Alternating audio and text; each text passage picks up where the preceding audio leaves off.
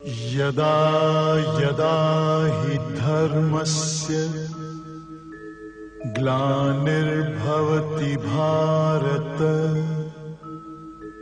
अभ्युत्थानम् अधर्मस्य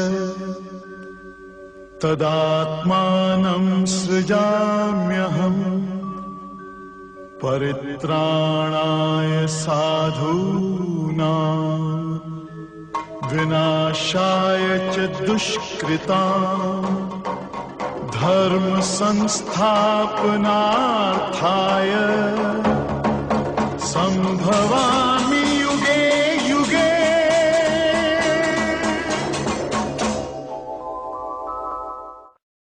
मर रही है।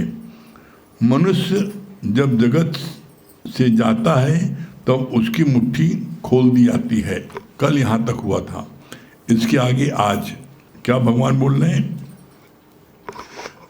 जाएगा जब यहाँ से कुछ भी ना साथ होगा, 2 गज कफन का टुकड़ा तेरा लिबास होगा।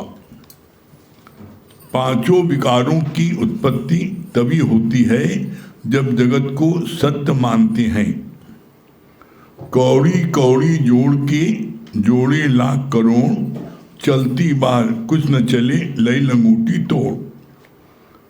जो शाश्वत सुख हस्ती भांति प्रिय में है वो नाम और रूप में नहीं है। जो शाश्वत सुख हस्ती भांति प्रिय में है वो नाम रूप में नहीं है। क्यों नहीं है? शाश्वत सुख किसे बोलते हैं? आत्मा का सुख, ब्रह्म का सुख, गीता ज्ञान का सुख। जो ये सुख है, ये सुख आत्मिक सुख, जहाँ आत्मा की बात होती है, वो सुख जो है सच्चा है। बाकी नाम रूप नाश है, ब्रह्म का प्रकाश है। तो बोला, क्या बोला? हस्ती भांति प्रिय। ये शाश्वत रूप क्या है? हस्ती भांति प्रिय। इसका मतलब क्या हुआ? ये 3 चीज जिसमें है वो भगवान है। 3 चीज जिसमें है वो आत्मा है। कैसे? जैसे बोला हस्ती, ये पहचान है, आत्मा की पहचान है। 3 पहचान है। क्या? हस्ती माने है, भांति माने भास रहा है, दिखाई पड़ रहा है, और प्रिय माने प्यारा। ये 3 चीजें बोला, हस्ती भांति प्रिय, नाम रूप। नाम रूप नाश है, ब्रह्म का प्रकाश है। हस्ती भांति प्रिय ये क्या है? ये ब्रह्म रूप है। नाम रूप जगत के हैं। जगत वालों ने नाम रूप दिया। कैसे? जब बच्चा पैदा होता है तो छठे के दिन उसका नाम रखा जाता है। तो नाम और रूप क्या है? बचपन, जवानी, बुढ़ापा, मौत बदलता है। तो बोला ये 3 चीजें जहां लगी हों वो समझ लो भगवान है। और ये 3 चीजें हर जगह लगती हैं, चाहे जीवित इंसान हो और चाहे मुर्दा हो, और चाहे तुम्हारे चौके का पोछा हो वो भी प्रिय है तुम्हें। अगर तुम अपना पोछा किसी के घर में, सामने वाले घर में देख लो तो तुम्हारा मन जरूर चलेगा, यहाँ के शायद वो पोछा चलेगा। तो क्यों? उसमें भी 3 चीजें हैं। हस्ती माने है, पोछा है, भास माने दिखाई पड़ रहा है, और प्रिय माने प्यारा भी है। ये 3 चीजें जहां भी लागू होती है वो भगवान है। तो ये 3 चीजें सब जगह लागू होती हैं। बस जो दिख रहा है तुम्हें, जीव जो शरीर दिख रहा है वो एक दिन नहीं रहेगा। आत्मा अविनाशी है और शरीर विनाशी है। इसीलिए बोला गया है जो दिखे सब चलनहार। जो दिख रहा है पूरे ब्रह्मांड में वो सब जाने वाला, कुछ रहने वाली नहीं। तो इसी बात को बोला, कितना अच्छा बोला भगवान ने। जब जाएगा यहाँ से तो कुछ भी ना साथ होगा, 2 गज कफन का टुकड़ा तेरा लिबास होगा। कोई भी व्यक्ति संसार से जब जाने लगता है तो उसके साथ क्या जाता है? जितनी भी उसने धन दौलत इकट्ठा की है, सारी जिंदगी बेईमानी किया, चोरी किया, ठगी किया, झूठ बोला, फरेब किया, इनकम टैक्स, सेल टैक्स सब में गलत सलत खाता भरा, कमाया, तो क्या कोई व्यक्ति एक नया पैसा अपने साथ लेके जा सकता है? यहां तक कि इसका बड़ा सुंदर प्रमाण दिया गुरुजी ने। आप लोगों ने सुना होगा, जो बोलते हैं कोरू का खजाना, जिसके पास धन खत्म नहीं हो रहा, खूब लुटा रहा हो, तो उसके लिए लोग कहते हैं कोरू खजाना है इसके पास।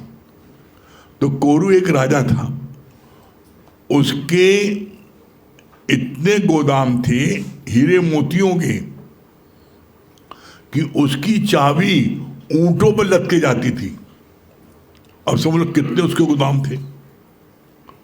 वो इतना पैसे से उसको इतना अधिक लोभ हो गया उसको कि उसने एक दिन क्या बोला, जब सारा पूरी जनता से सब प्रकार से सारा धन ले लिया टैक्स लगा के, एक पैसा की सिवा नहीं बचा, तो उसके दिमाग में आया कि अभी कोई छुपाए ना हो पैसा, तो कैसे लालच दें। तो उसने लालच ही दिया, जो कोई भी मात्र 1 रुपये अगर लाके हमको देता है तो अपनी लड़की की शादी करा देंगे। ऐसी चाल चली। एक लड़का जो दासी था उसके महल में जाता, उसने उस लड़की को देखा था, राजकुमारी को, उसको बहुत चाहता था। वो घर पर आ करके माँ से कहा, माँ हम 1 रुपये दो, चाहे जहाँ दो, हम 1 रुपये दे करके हम शादी उससे करना चाहते हैं, मैं जिंदा नहीं रह सकता बिना उसके। माँ मुंह में पागल होगी, मेरा इकलौता बेटा ऐसी जिद कर रहा है। राजा ने एक कहानी कौड़ी नहीं छोड़ी, 1 रुपये कहाँ से। अब आवश्यकता आविष्कार की जननी है। जब माँ ने देखा मेरा बेटा मर रहने जा रहा है, तो उसने बड़ी उसके अंदर में उथल पुथल कैसे अपने बच्चों को बचाएं, तो उसने खोज शुरू हुई कहाँ से 1 रुपये पा जाए। तो उसको याद आया कि उसका पति का जब शरीर शांत हुआ था तो मुर्दे के मुख में 1 रुपये रखा गया था और उसको दफना दिया गया था। तो उसने कहा, बेटा तुम्हारे अब्बा जान की जो है मुख में 1 रुपये रखा गया था और वहाँ उनकी अर्थी दबाई गई है उस कब्रिस्तान में। तो वो आधी रात को भागता हुआ गया और कब्र खोदी खादी अपने अब्बा जान की, और मुख में खोल के देखा तो रुपये मिल गया। बड़ा खुश हुआ और सुबह सुबह भागा राजा को वहाँ, ये लो 1 रुपये शादी कराओ। क्या शादी बाद में करा, मैं पहले बताया 1 रुपये कहाँ से पाए तुम, 1 रुपये कहाँ से पाए, सच सच बताओ नहीं तुमको फांसी की सजा देंगे। उसने सच सच बता दिया कि मैंने माँ से कहा कि मैं जिंदा नहीं रह सकता। तो माँ जो है 2-3 दिन खाना पीना नहीं खाया, बड़ी उदास मायूस। तो उसको याद आया कि उसके पति के शरीर में मुख में 1 रुपये का सिक्का रखा गया जब वो मरा था। तो वो कब्रिस्तान से मैं अपने अब्बा जान की कब्र खोद करके उनका मुख से निकाल के ला रहा हूँ। तो उस कोरू खजाना जिसके पास था इतना राजा, उसने कहा, अरे बाप रे, ये जगह तो हम भूल ही गए, कब्रिस्तान की जगह भूल गए। कितने लाखों मुर्दे हैं, सब लोग 1 रुपये लाखों रुपये खजाने में आना चाहिए। तो उसने कब्रिस्तान की सारी कब्रों खुदाना शुरू कर दिया और सबको मुख से रुपये निकलवाने लगा। जब गुरु नानक साहब को पता लगा, देखा ये तो इतना जलद अपराध कर रहा है, तो गुरु नानक साहब उसके महल के बगल से निकले, महल बगल से निकले और उसने महल में के पास जाकर दस्तखत दिया और बोला चौकीदार को, जाके बोलो कि गुनाह सभाएं हैं। तो संतों से लोग डरते ही बहुत हैं, और जो जितना रईस होगा उतना ज़्यादा डरेगा, ऐसा श्राप दे दे। तो जैसे ही बताया तो भागा बहुत तेजी से आया, हुकुम हुकुम हुकुम सरकार का, ये एक सुई तुमको हम दे रहे हैं, ये सुई हमको तुम जन्नत में जब पहुंचोगे हमारी सुई हमको लौटा देना। तो बड़ा खुश हुआ कि संत जी ने कोई हमको काम सहेजा है।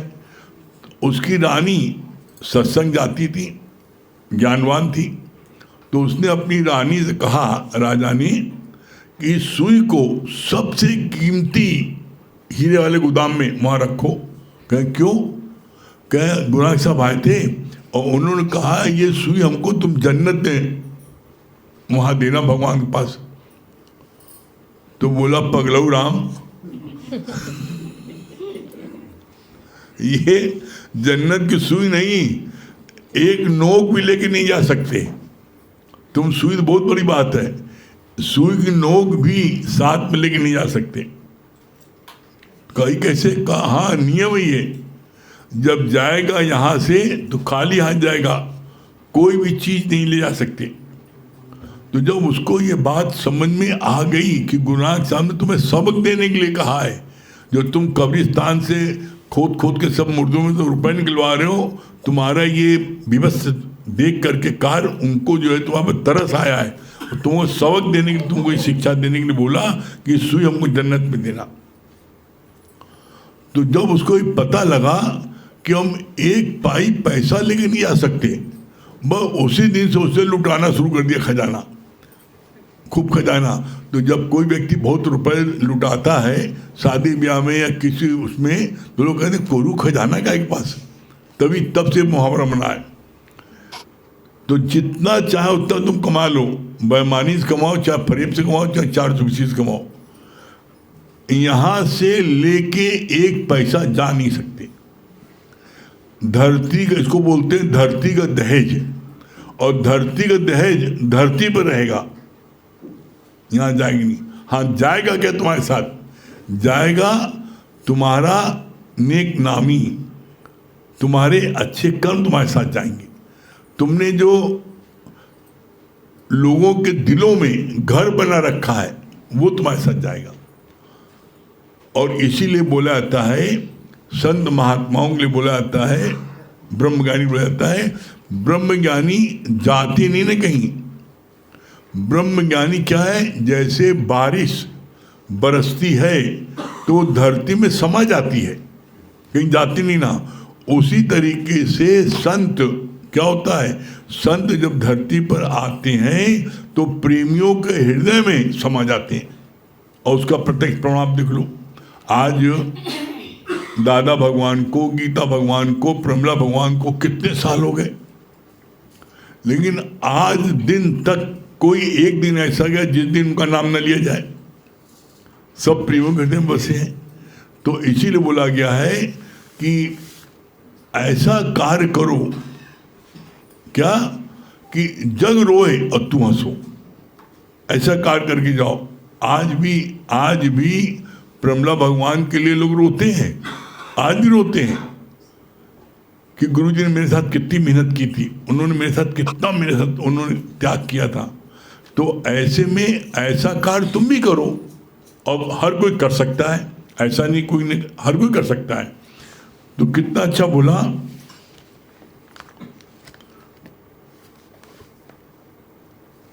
पांचों विकारों की उत्पत्ति तभी होती है जब तुम जगत को सत्य मानते हो। फिर आगे बोला, पांचों विकार कौन से हैं? काम, क्रोध, लोभ, मोह, अहंकार, ये 5 विकार हैं। ये पांचों विकार की उत्पत्ति कब होती है? तुम्हें कामना कब होगी? कब कामना होगी? जब तुम सच मानोगे कि ये सच है तभी तो कामना होगी। क्रोध, जब तुम्हारी मन की इच्छा की पूर्ति नहीं होती है तुम्हें क्रोध आ जाता है। क्रोध कब आया? जब तुमने सच जाना ना। एक होता है सच्चा जुआ, एक होता है झूठा जुआ। तुमने झूठा जुआ खेल रहे हो तो उसमें तुम हार जाते हो तो तुम्हें कोई गम नहीं होता है। सच्चे जुए में तो अपना रुपया हार जाते हो, घर में जाके बच्चों को मारपीट करते हो, खिसियान निकालते हो, हार गए। तो बोला इसी तरीके से जब तुम जगत को सच मानते हो तो उससे आकर्षित होते हो। जब तुमने किसी चीज को सच माना हमें मिल जाए और नहीं मिली, तुम्हें क्रोध आ गया। तो बोला पांचों विकारों की उत्पत्ति ही होती है जब तुम जगत को सत्य मानते हो। अगर जगत को मिथ्या मानो, ये सेव खाने के टेबल पर रखा है, बड़ा सुंदर है, और हम खाने के लिए ललायित हो रहे हैं, खा लें इसको। लेकिन जब हमें ये पता लगे कि ये सेव मट्टी का है तो अब उसके प्रति मेरी लालच होगी। हम उसको जब सच जानते हैं कि सच का सेव है तो लालच होती है। इसी तरीके से जब हम सच जानते हैं कि ये लड़की बड़ी सुंदर है, लड़का बड़ा सुंदर है, ये मकान बड़ा सुंदर है, ये प्लाट बड़ा सुंदर है, हमें मिल जाए, और जब वो चीज़ नहीं मिलती है तो हमें दुख होता है, क्रोध आता है। तो जब तुमने उसको सच जाना तभी तो क्रोध आया। अगर तुम ये जान जाओ कि ये बड़ी सुंदर लड़की जो है बड़ी सुंदर है लेकिन है मट्टी की, अब तुम उसके पीछे भागोगे। भागो कब? जब जानोगे ये जीवित चेतन है। तो इसी तरह बोला एक ब्रह्म के अलावा इस पूरे ब्रह्मांड में कोई चीज भी सत्य नहीं है, सब मिथ्या है। फिर बताया गया मिथ्या मतलब क्या होता है? जो चीज जैसी है वैसी तुम्हें न दिखे वो है मिथ्या। उदाहरण चल चुका कितनी बार, जैसे अंधेरे में रस्सी तुमको सर्प दिखती है, वो सर्प तीनों कालों में नहीं है, न अंधेरे में था, न लाइट जलाने पर है और न फिर लाइट बंद करने पर है, वो रस्सी ही रस्सी रहेगी। लेकिन तुम अंधेरा होने के कारण तुम उसको सर्प तुम्हें लगता है। इसी तरीके से अज्ञान के कारण, गीता ज्ञान न होने के कारण तुम्हें ये जगत सत्य लगता है। सिंपल सी बात है, जब तुम गीता ज्ञान को अपने अंदर ले जाओगे तो तुम्हें उसी दिन ये आभास हो जाएगा, महसूस होगा, यू विल रियलाइज, तुम महसूस करोगे कि ये जितना चीज दिख रही है ये सब ब्रह्म का ही रूप है, ब्रह्म का विवश रूप है। कैसे? जैसे कितनी मरतबा बताया गया, मट्टी से सब चीज बनती है। मट्टी से चिलम भी बनती है, सुराही बनती है, झज्जर बनती है, मट्टी से मकान भी बनता है, उसकी ईंटें बनती हैं, ईंटे से मकान बनता है, और मट्टी से गणेश लक्ष्मी, मट्टी से शंकर जी बनते हैं, पार्वती बनती हैं, और सबका रूप रंग दे करके उनका नाम दिया जाता है। सब चीज को तोड़ दो, तत्व क्या है? मट्टी। ये क्या है?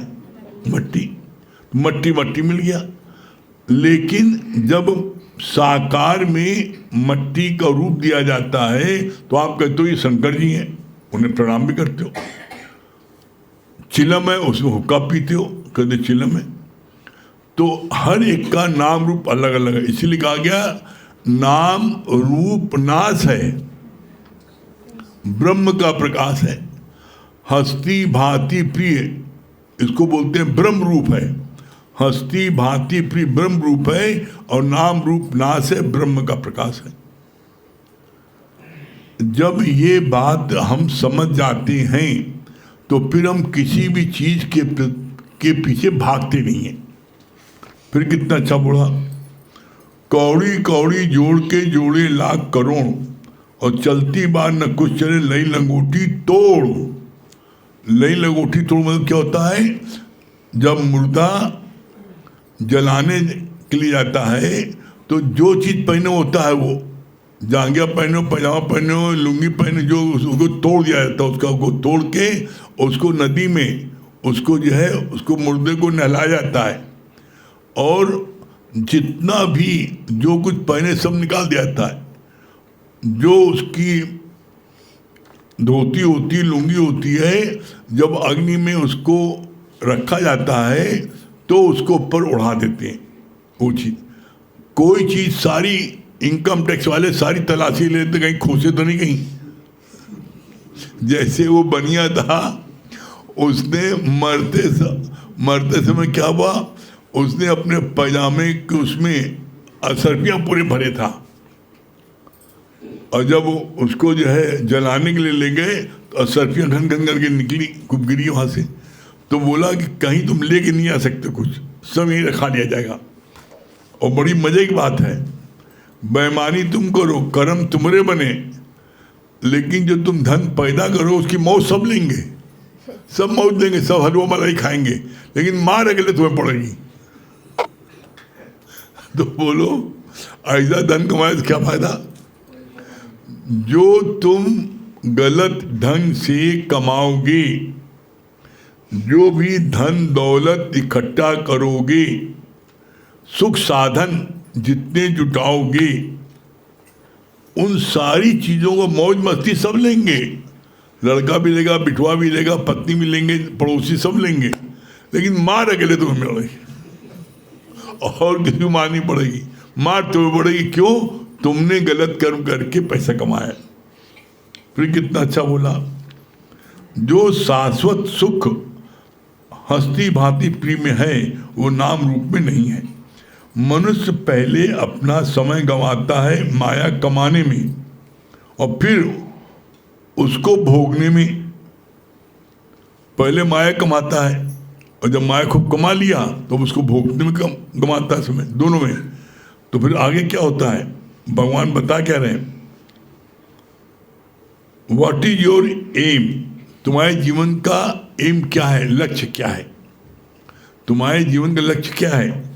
आगे क्या बोला, तुम्हारे जीवन का लक्ष्य है, the goal of life is peace of mind not money, as fish find life in water not in Honey.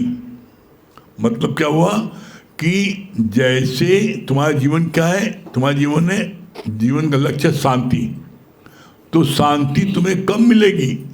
बोला उसी प्रकार से तुमको शांति नहीं मिल सकती है, व्याकुल लोगे, तड़प तड़प के मर जाओगे। कैसे? जैसे मछली को देसी घी में रखो, मक्खन में रखो, शहद में रखो, बड़े कीमती उसमें रखो, शहद बड़ा कीमती है, देसी बड़ा कीमती है, उसमें रख दो, वहाँ वो तड़प तड़प के मर जाएगी। मछली का जीवन क्या है? पानी। उसी तरीके से तुम्हारा जीवन क्या है? सत्संग।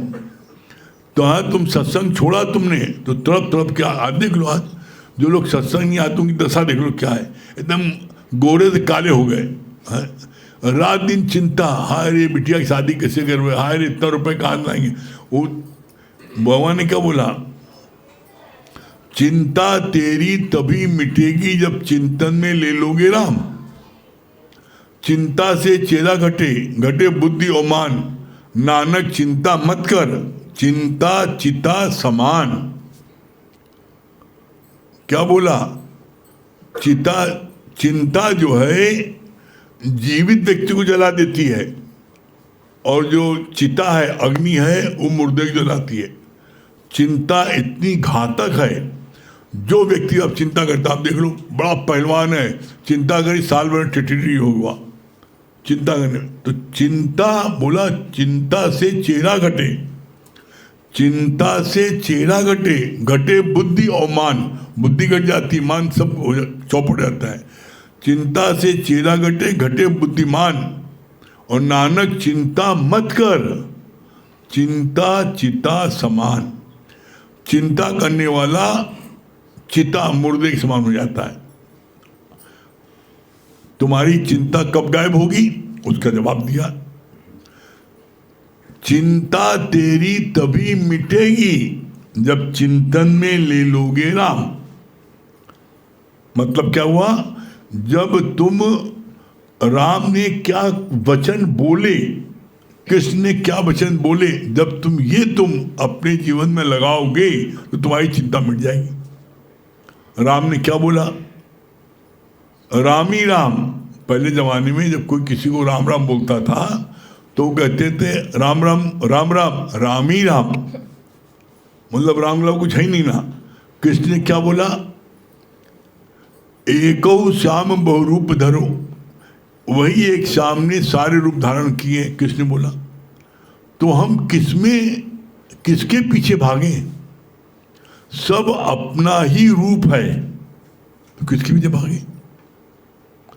आप कैसे भी हो, आप अपने हाथ को नहाते हो, धोते हो, फ्रेश होते हो, दैनिक क्रियाकर्म करते हो, हर जगह अपने हाथ को लगाते हो, तो आपके मन में किसी भी प्रकार की कोई सेंटिमेंट जगता है क्या? कोई किसी प्रकार की कोई सेंसनी या किसी प्रकार कोई हरकत होती क्या? नहीं। जब आप दूसरे के शरीर में हाथ लगाते हो तब आपके अंदर में होता है। तो क्यों जब तुमने दूसरा देखा तब हुआ। अपना ही आप है। अगर अपने ही हाथ को लगाओ तो बोला, गुरु जी ने बोला इसके लिए कि तुम्हारा एक हाथ महिला के सीने पर हो और एक हाथ दीवार में हो और तुम्हें कोई फर्क न लगे, वो है ब्रह्मज्ञानी की स्थिति।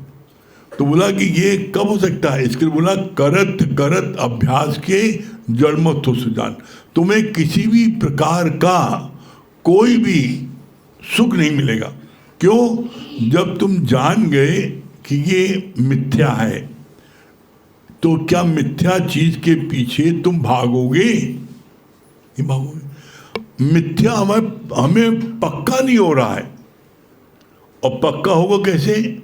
जैसे अभी तक रोज सत्संग सुनते सुनते अब तुम ये जान गए कि मैं जीव नहीं, मैं ब्रह्म हूं। ये जान गए। तुम ये जान गए कि हमारे अंदर में जो क्रोध है, लोभ है, मोह है, अहंकार है, ये धीरे धीरे मेरा बहुत कम हो गया है सत्संग में आते आते। तो जैसे तुम्हारा धीरे धीरे कम हो गया है, इसी तरीके से आते आते एक दिन समाप्त हो जाएगा। बस इसमें एक बात सबसे मुख्य है। मुख्य बात क्या है? लगे रहो मुन्ना भाई, न उकताए हुए चित्त से बस नित्य रोज सत्संग आते रहो। बस आप नित्य सत्संग आते रहोगे, एक दिन आप मंजिल को प्राप्त कर लोगे। नित्य सत्संग आते रहोगे, एक दिन आपके अंदर से सारे विकार, सारे विषय कैसे टोटल समाप्त हो जाएंगे, आपको ताज्जुब होगा अपने जीवन पर। और इसीलिए यहाँ पर हर कोई इस बात को कहता है, मात्र कुछ दिन सत्संग आने पर अपने जीवन में परिवर्तन को देखकर गुरु के ज्ञान पर यकीन हुआ। कोई ऐसा व्यक्ति यहाँ पर बैठ नहीं सकता, ये गारंटी है। कोई व्यक्ति यहाँ ऐसा बैठ नहीं सकता जिसके जीवन में कुछ न कुछ चेंज ना आए। हर एक के जीवन में जब चेंज आ जाता है तो हर कोई भाग भाग के आता है। नहीं, चलो जब रुपए की 5 अठन्नी मिलती, 2 नहीं 5 मिलती, तब भाग के आते हैं। नहीं चलो चला जाए भाई, अस्पताल में इतना वहाँ जाएंगे तो एक दिन में लग जाएगी 10-20 हज़ार, यहाँ तो 10 पैसा नहीं लगता। तो इसलिए बोला भगवान ने कि नित्य का सत्संग लेते रहो बस, बाकी कोई दूसरा चारा नहीं ना। और ये बात मैंने अपने कानों से सुना है, अपनी आंखों से हजारों बार मैंने देखा है गुरुजी को कहते हुए। कोई भी व्यक्ति गुरुजी के पास किसी प्रकार की कोई प्रॉब्लम लेके आया, बिटिया की शादी नहीं हो रही है, बेटे की नौकरी नहीं लग रही है, हमरा बड़ी गरीबी है, मकान नहीं ना, हमरा बेटे को ये है, कोई प्रॉब्लम लेके आया, हमारी बिटिया की जो है शादी हो गई 6 साल, कोई बच्चा नहीं ना, फलानवा नहीं ना, हमारा बेटवा जो है वो पता लगा 10 साल का हुआ, उसे नन्ना ठीक ना बना हुआ है। एक प्रॉब्लम है दुनिया में, क्या बोला गया है, नानक दुखिया सब संसार। इस संसार में एक प्राणी ऐसा नहीं जो दुखी न हो। कोई धन से दुखी है, कोई मन से दुखी है, कोई तन से दुखी है, कोई लड़के से दुखी है, कोई पत्नी से दुखी है, कोई पड़ोसी से दुखी है, हर कोई ना कोई कारण जरूर है। कोई नहीं ना तो अपने दुखी है, अपने मन खुरापात कर रहा है। तो बोला इसके लिए गुरु जी ने, हमने सुना कानों से और आंखों से देखा हजारों बार। गुरु जी ने सिर्फ एक उत्तर दिया बस, सत्संग आते और सब ठीक हो जाएगा, सत्संग आओ सब ठीक हो जाएगा। तो एक्चुअल में होता क्या है, जो प्रॉब्लम है, जो बीमारी है, जो दुख सुख है, वो जो आना सब आता है, लेकिन गुरु तुम्हें ज्ञान से इतना ताकतवर बना देता है कि तुम्हें कोई चीज असर नहीं करती। यहाँ ये होता है, तुम पहले जरा सी बात पर दुखी हो जाते थे, रोने लगते थे, घर से भागते थे, सुसाइड करने के लिए जाते थे, डिप्रेशन में आ जाते थे। क्यों? पहले तुम बड़े कमजोर थे। और इसका प्रमाण है, क्या प्रमाण है आप देख लो। जो लोग मॉर्निंग वॉक नहीं करते, योगा नहीं करते, वो शारीरिक तौर से हष्ट-पुष्ट नहीं है। आप देख लो, अभी देख लेना, दिवाली में जो पुताई कराएंगे, रंगाई कराएंगे कमरे की, घर की, और घर का कोई प्राणी जहाँ पर मजदूर 8 घंटे से 6 घंटे से लिपाई पुताई कर रहा है, पेंट कर रहा है, उसी कमरे में आप जाओगे अपने किसी कारणवश, चाहे घड़ी उठाने जाओ, चाहे पर्स भूला उसको लेंगे, 5 मिनट के लिए जाओगे और 5 मिनट जाने पर क्या होगा, 15 मिनट खो खो करते रहोगे, चीखते रहोगे। क्यों? तुम्हारे अंदर में रेजिस्टेंस पावर है ही नहीं ना। जब तुम धूल में गए तो तुम्हारा शरीर अस्वस्थ हो गया और तुम मार खांस रहे हो।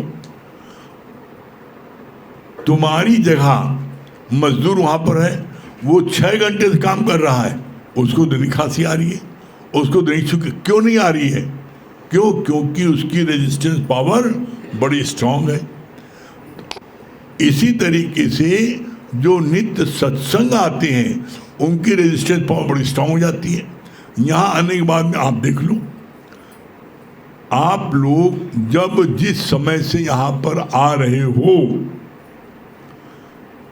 पहले आपको कोई जरा सी कोई बात बोलता था तो आपकी क्या दशा हो जाती थी? आप डिप्रेशन में आ जाते थे, आप सारी जिंदगी बोलचाल बंद कर देते थे, मारपीट करने लगते थे, गाली गलौज करने लगते थे। अब उससे 4 गुना ज्यादा बात कोई बोल रहा है, तभी आप हंस के टाले जाने दो, ये इसका बुक है, जाए जो बोले, हमें क्या करना, कोई दिक्कत नहीं। अब आपके अंदर क्रोध नहीं आता, आप लड़ते नहीं, डिप्रेशन नहीं आते, भागते नहीं। क्यों? क्योंकि अब जो है आपके अंदर में गुरु ने रेजिस्टेंस पावर भर दी है। बस नित्य का सत्संग लेते जाओ, एक दिन आप इतने ताकतवर हो जाओगे। कहानी गमों का सिर टकराते चूर चूर हो गया, लेकिन शिला हिली नहीं। उसी से तुम भी ऐसे दृढ़ बन जाओ, मजबूत बन जाओ कि कोई तुम्हें हिला ना सके। फिर क्या बोला भगवान ने?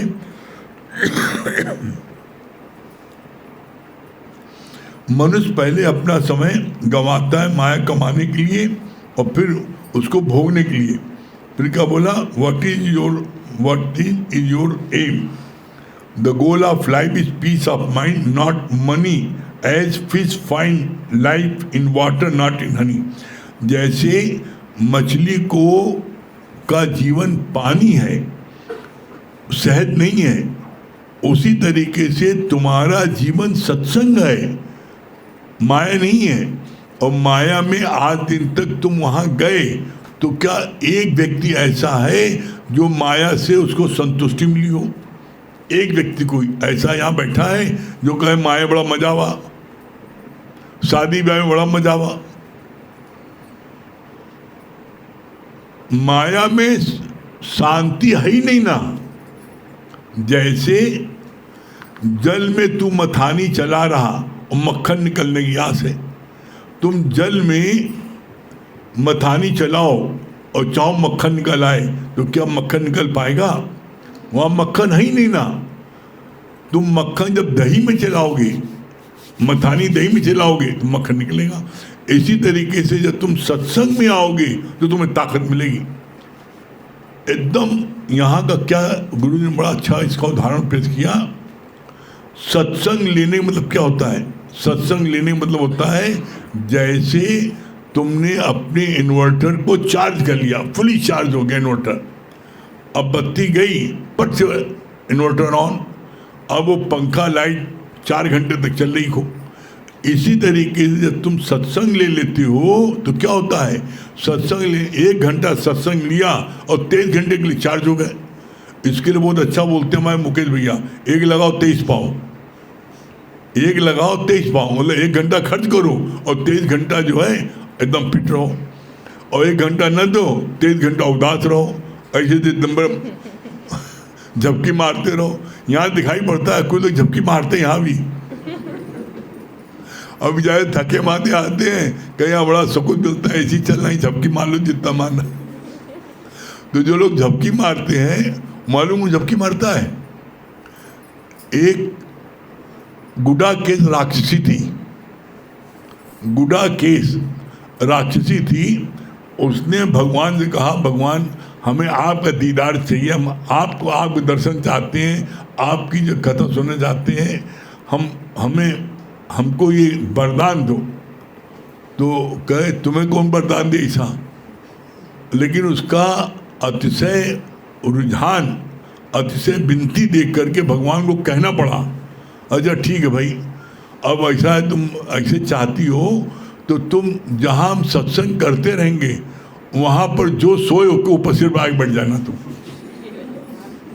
तो वो राक्षसी आगे बढ़ जाती है। इसलिए तुम देख रहे हो जो लोग सोते हैं ना, ऐसे गिरेंगे, कभी ऐसे गिरेंगे, कभी आगे गिरेंगे, तो अगल बगल वाले हट ठीक से बैठ जाए। हमारे वहाँ तो लक्ष्मी नारायण मंदिर में एक व्यक्ति थे, वो ऐसे बार बार ऐसे गिर रहे थे, ऐसे गिर रहे थे, तो उनके पीछे वाला बैठा था, परेशान हो गया ऐसे ऐसे देखते देखते। जब वो नहीं माने तो उनकी ऐसे खोपड़ी कैसे कब हिलना नहीं बता दिया।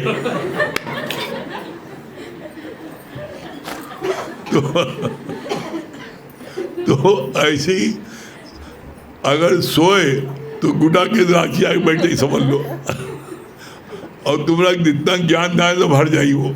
तो इसलिए यहाँ जब बैठो तो बड़े अलर्ट होकर बैठो। जैसे धावक दौड़ने के लिए होता है ना, सीटी बजी दौड़ा तेजी से, वैसे यहाँ पर जब बैठो तो अलर्ट होकर बैठो खूब। Catches win the matches, cricket में वो टीम जीतती है जो अपोनेंट के कैच न छोड़े, जहाँ मारा उसने लपक के कैच ले लिया। उसी इसका सिद्धांत क्या है, कैचेस विन द मैचेस। इसी तरीके से गुरु वचन फेंकता है, और जो वचन को जितना लोग लेगा उतना शक्तिशाली हो जाएगा। तो अब वचन को लोगोगे कि फेंकोगे? हाँ, वेरी गुड, बड़े होशियार हो गए नवरतनिया, बड़े होशियार सब। जिसको नींद आता है आप वो बता दें, जिसको नींद नहीं आते हैं, जिसको नींद नहीं आते एकदम आकर बैठ के मनमना भाव, हम मनमना भाव करके लिखते हैं, पढ़ते हैं, तो वो जो है वो गुरु समान हो जाते हैं वो। और हमसे कोई पूछ रहा था कि हमारे को जो है बड़ी नींद आती है, तो हमने उसको बोला ही है। हम देखते हैं यहाँ पर बताने के बाद भी हमने बोला, देखो नींद आती है उसका सबसे अच्छा तरीका है, आओ डायरी लेके आओ, पहले का लिखो। तुम चाहे 4 लाइन लिखो, चाहे 2 लाइन लिखो, चाहे 25 लाइन लिखो, लिखोगे। जब लिखने के लिए सोचोगे तो तुम्हारे कान अलर्ट होंगे, जब सुनेंगे तभी तो लिखेंगे। और जब तुम सो जाओगे तो क्या लिखोगे? और जब तुम लिखोगे तो तुम्हें नींद नहीं आ पाएगी। तो हर चीज़ का गुरु उपाय बता सकता है, लेकिन करना तुम्हें है। गुरु तुम्हारे मुख में कौर डाल देगा, लेकिन चबाओगे तभी तो अंदर जाएगी रोटी, और तुम चबाओ नहीं करो तो क्या करे गुरु? इसलिए जिसको भी उन्नत करना है, चाहता है, वो लिखा करे। जब लिखोगे और लिखने के बाद जो आप वचन गुरु बोलते लिखो, और उसके बाद में उसको घर जा करके रात में सोते समय पढ़ोगे तो तुम्हारा सत्संग रिवीजन हो जाएगा और तुम्हें हर चीज़ याद हो जाएगी।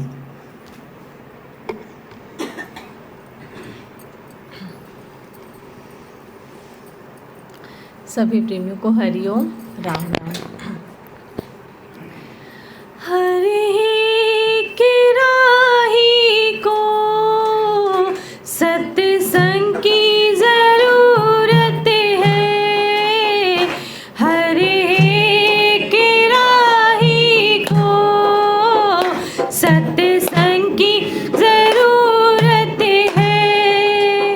वचनों को मानते ही जीवन ही बदलती है।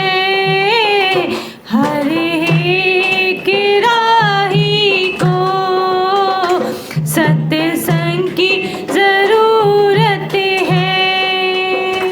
जो तुझको करना है वो आज ही तू कर ले।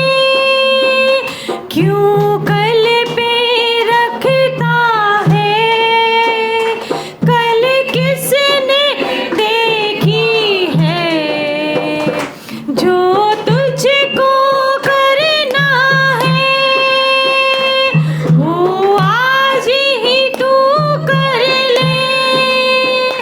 क्यों कल पे रखता है, कल किसने देखी है। हर एक पल खुद को सावधान रहना है। हर एक पल खुद को सावधान रहना है। वचनों को मानते ही जीवन ही बदलती है। हर एक राही को सत्संग की जरूरत है। जिस आनंद के लिए हर कोई भटकता है, अपने उस आनंद का सतगुरु से पता मिलता। जिस आनंद के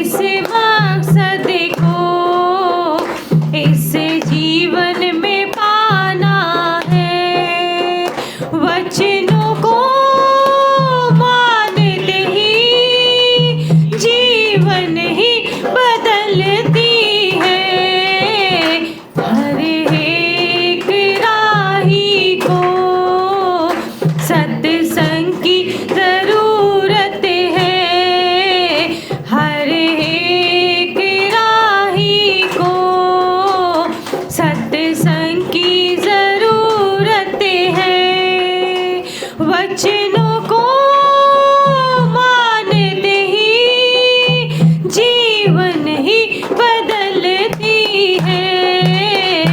हर एक राही को सत्संग की जरूरत है।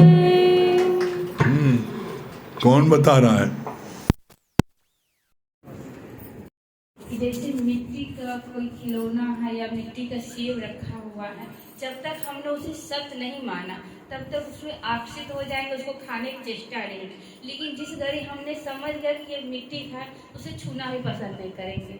इसी तरीके आप आज जीवन में जैसे आपने बताया ना, तो उस समय हमें आया कि पहले 1 रुपया किसी से लेने का मन होता था, तोड़ी करते सब्जी ले भी जाते थे, आदत थी 1 रुपया जरूर कम करो, तब लगता था बहादुरी है।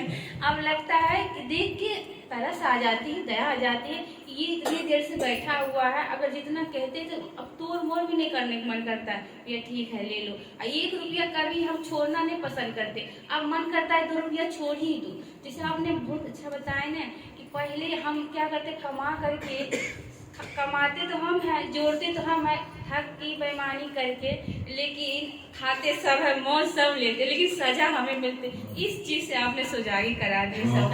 मछली के विषय में कि मछली का जीवन पानी है। अगर पानी के अलावा उसको चाहे शहद में रखा जाए या घी में रखा जाए या मक्खन में रखा जाए या दूध में रखा जाए तो वो जिंदा नहीं रह सकती। उसी तरीके से अब हम लोगों की जिंदगी में अब सत्संग ही मतलब पूरा जीवन के आधार हो गया। बात बहुत अच्छी लगी, जैसे आपने बताया कि रुपया में 6 अठन्नी मिलते हैं तभी सब लोग यहाँ आते हैं, तो हम तो फील करते हैं 6 नहीं, ना जाने कितने गुना हम लोग को प्रॉफिट मिल रहा है तभी यहाँ आते हैं। हम लोग के जीवन में देखते हैं कि दुनिया का हर ऐसा कोई दर नहीं है जहाँ हम लोग ना हो के आए, लेकिन यहाँ पे देखते हैं सिवाय फायदा का नुकसान तो कोई है ही नहीं, तभी भाग करके हर काम छोड़ करके समय से यहाँ आ जाते हैं। विनाशी शरीर विनाशी।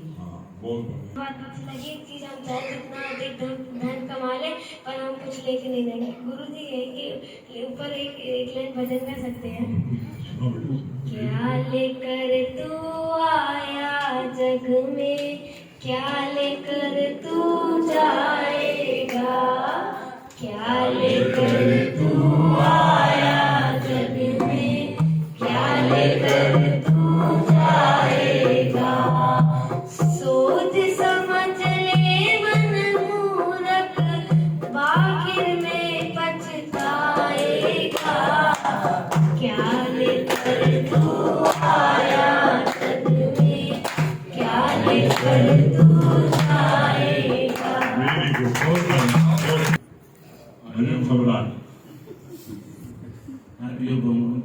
बहुत अच्छी बात लगी। जैसे राजा ने उदाहरण दिया कि वो राजा था, कितना उसको पैसे का लोभ था कि कब्र से भी उसने सिक्के निकलवा दिए।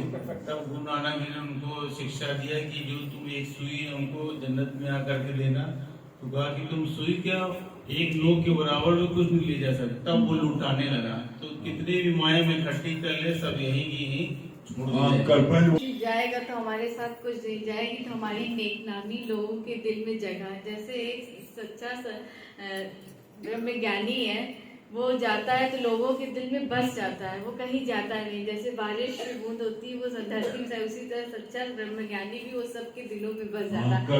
दूसरी बात आपकी बहुत अच्छी लगी, आज नया फाउंड है, कैच इन द मैच।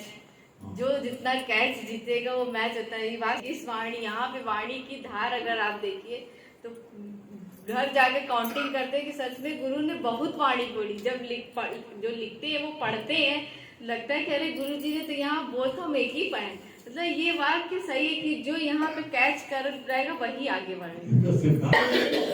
अगर हमें किसी घर बनाना है तो किसी के दिल भी बनाए। और दूसरी बात कि सत्संग में आने से जैसे इन्वर्टर की बैटरी चार्ज होती है वैसे हमारा पत्ती लगी होती है जब हम जगत को सत्य मानते हैं। लेकिन जब गुरु शरण में आते हैं तो गुरु बताते हैं ब्रह्म सत्य जगत मिथ्या।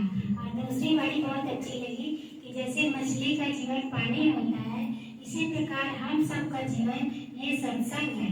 सत्संग में ना हो तो कैसे लगता है कुछ खो गया है। गुरु का दर्शन न करो तो जैसे लगता है कोई आज कुछ खो गया है और कुछ अच्छा ही नहीं लगता। गुरु जी किसी काम में मन ही नहीं लगता।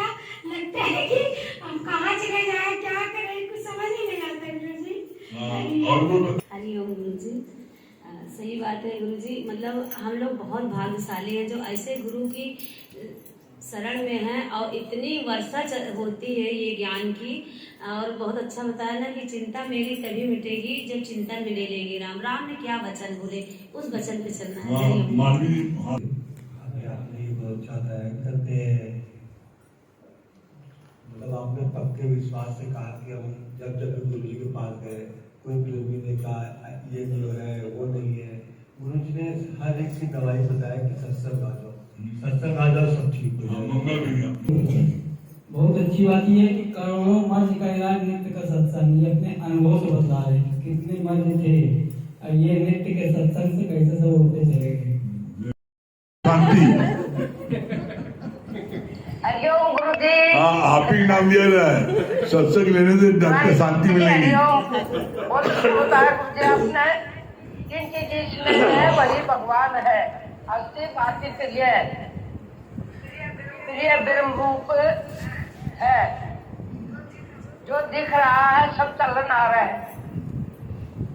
हाँ, दुर्गेश भैया दिल्ली। लोगों के जिगर में जगह बनाएंगे वही साथ जाएगा। Very good. हरिओम गुरु जी। हरिओम दुर्गेश भैया। हरिओम भाभी जी। हाँ दुर्गेश भैया क्या बोल रहे हैं? जी बहुत अच्छी बात बताई आपने कि ब्रह्म ज्ञानी कहीं जाते नहीं है, वो हर एक के हृदय में समा जाते हैं। जैसे बारिश की एक एक बूंद धरती में समा जाती है, वैसे ही ब्रह्म ज्ञानी हर एक के हृदय में समा जाते हैं। ये बात बहुत अच्छी लगी। आरती मंडल हरिओम। क्या बोल रहे हैं? अमन भैया क्या बता रहे हैं?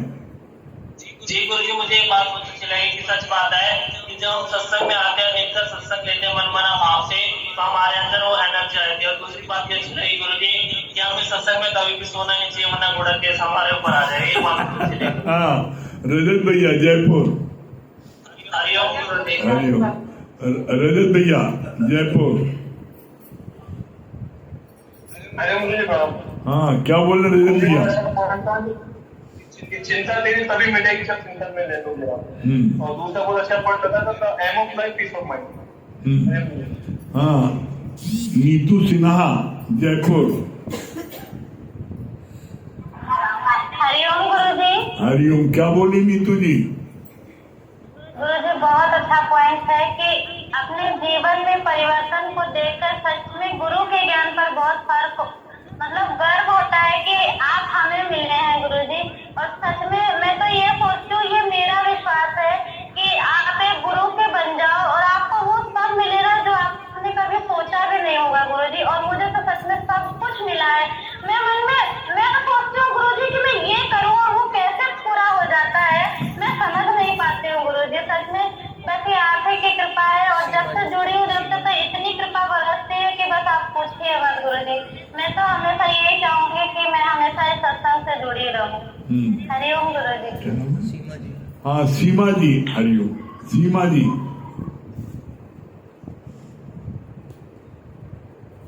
हरिओम गुरुजी।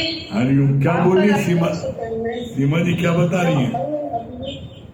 चिंता तेरी तभी मिटेगी जब चिंता में ले लोगे राम। देखिए आपके बताने में दारा सिंह सामने आ गए। दारा सिंह क्या बोल रहे हैं? दारा की तारा बढ़िया क्यों है? आपने बताया जो है सिकंदर बादशाह का वाकया बहुत अच्छा बताया। प्रभु जी जो है उसका जो है 70 मुख पे खजाने की चाबी चलती थी, लेकिन एक सुई की नोक भी ले जा नहीं पाया। तो उसी में कहा गया जो है 4 लाख दारा और सिकंदर हो गए, आई मौत की हिस्ट्री और सो गए। बहुत बढ़िया जी, कितना सुंदर वर्णन किया। चलिए ओम को जाप कर ले।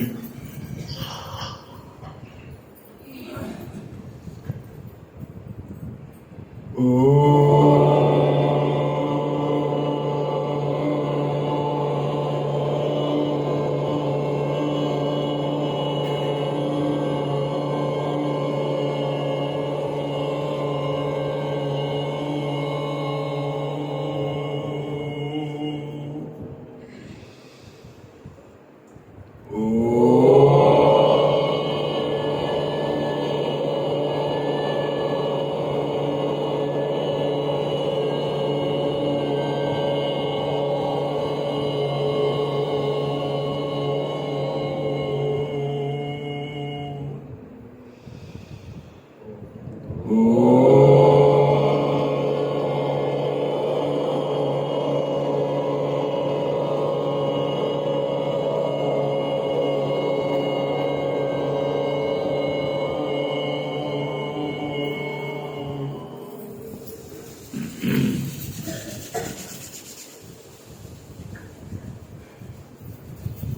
प्रेमियों को हरि ओम, राम राम। सोमवार से लेकर शनिवार तक सुबह का सत्संग कंपनी बाग में 7:30 बजे से लेकर 9 बजे तक। ये फवारा के सामने वाला पार्क है, इसमें एक तोप लगी हुई, तोप वाला पार्क भी बोल सकते हैं। और रात्रि का सत्संग यही होता है 8 बजे से लेकर 10:30 बजे। और कल शुक्रवार है, तो शुक्रवार का दोपहर का सत्संग